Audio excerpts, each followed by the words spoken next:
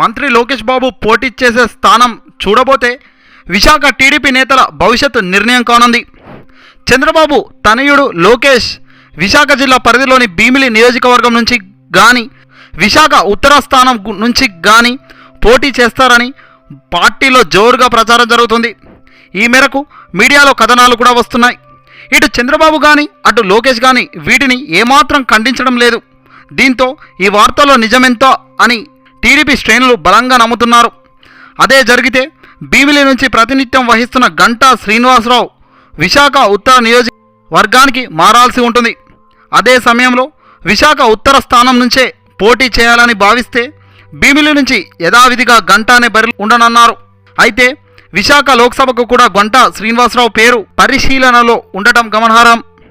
ఒకవేళ గంటాను ఎంపీగా పంపాలనుకుంటే మాత్రం భీమిలికి మరో కొత్త అభ్యర్థిని ఎంపిక చేయాల్సి ఉంటుంది. లోకేష్ బాబు పోటీ చేసే స్థానంపై ఇంకా సందిగ్ధం తొలగకపోవడంతో ఆ ప్రభావం మిగతా స్థానాలకు అభ్యర్థుల ఎంపిక ప్రక్రియ పైన పడుతుంది. అయితే ఆశా విషయంలో మాత్రం రోజు రోజుకు టెన్షన్ పెరిగిపోతుంది. అనకాపల్లి ఎంపీ టికెట్ అంశం కూడా లోకేష్ పోటీ చేసే స్థానంతో లింక్ అయి ఉండటమే విచిత్రం. అనకాపల్లి ఎంపీ అభ్యర్థిగా మాజీ ఎంపీ కొనితాల పేరు ప్రముఖంగా వినబడుతోంది.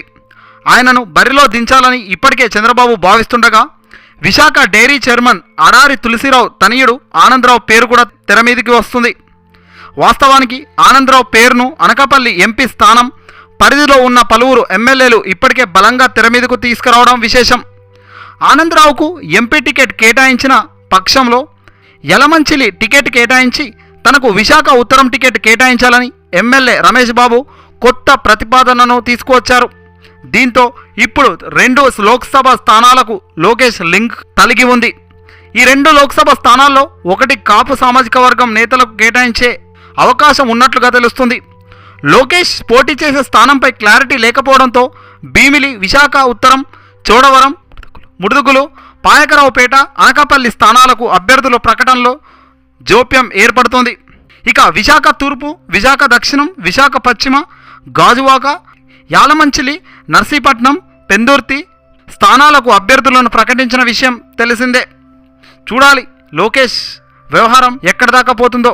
చివరకు గంటా శ్రీనివాస్కు కోపం వచ్చి ఏదైనా షాకింగ్ డిసిషన్ తీసుకుంటారేమో చెప్పలేం కదా.